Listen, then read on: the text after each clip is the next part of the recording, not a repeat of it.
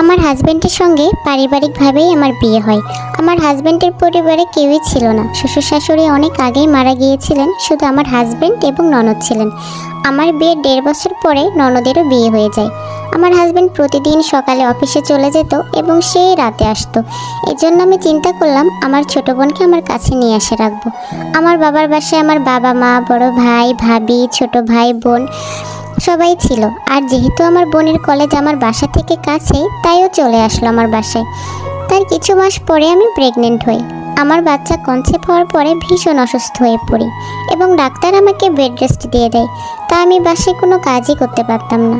আমার বোন টুকটাক কিছু করে দিত, আর একজন আন্টি ছিল যে কিনা বাসার সমস্ত কাজ করে দিত, কিন্তু রাতে বাসায় চলে যেত। বাসার কিছু কেনাকাটা করা লাগলে সব আমার বোনই করত। আমার হাজব্যান্ড সঙ্গে যেত। এইভাবে চলতে চলতে আমার ডেলিভারি ডেট চলে আসে। আলহামদুলিল্লাহ আমার একটা মেয়ে বাবু হয়। মেয়ে হবার পরে আমি বাসায় চলে আসি এবং সুস্থ হয়ে যাই।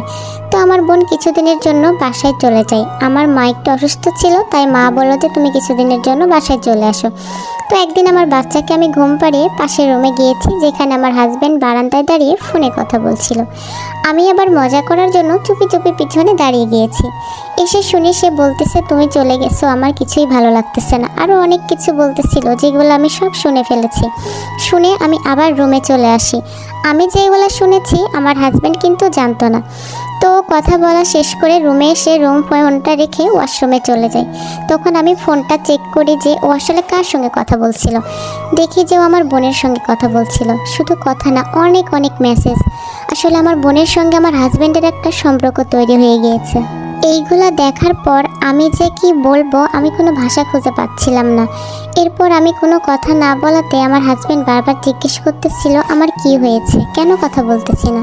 তো আমি বললাম যে কিছুই হয়নি। পরের দিন আমি আমার বোনকে আসতে বলি বাসায়। তারপর আমি দুজনকেই সরাসরি জিজ্ঞেস করলাম। তো দুজনেই স্বীকার করে নিল যে ওদের একটা সম্পর্ক আছে। এটা শোনার পর আমার যেন মাথায় আকাশ ভেঙে পড়লো। আমার নিজের ছোট বোন আমার স্বামীর সাথে সম্পর্ক করবে, এটা আমি আসলেই কখনোই ভাবতেও পারি নাই। এরপর আমার খুব ঘৃণা লাগতেছিল। আমি কাউকেই কিছু বলি নাই, কিন্তু দেখি যে এদের সম্পর্কটা এমন একটা অবস্থায় নিয়ে গেছে, এরা কেউ কাউকে ছাড়া যেন থাকতেই পারছে না।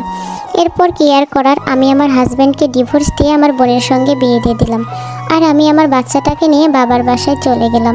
সেখানে গিয়ে আমি জবের অ্যাপ্লাই করলাম। আমার একটা জবও হয়ে গেল আলহামদুলিল্লাহ। এখন আমি আমার বাবার বাসায় বাচ্চাটা নিয়ে আসি, আর তারা সংসার করতেছে।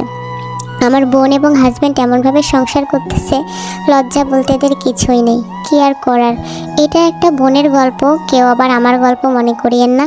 তো এরকম কিন্তু সমাজে অনেক আছে, সবাই কিন্তু খারাপ না, অনেকেই এরকম আছে। তো সবাইকে আল্লাহ হাফেজ।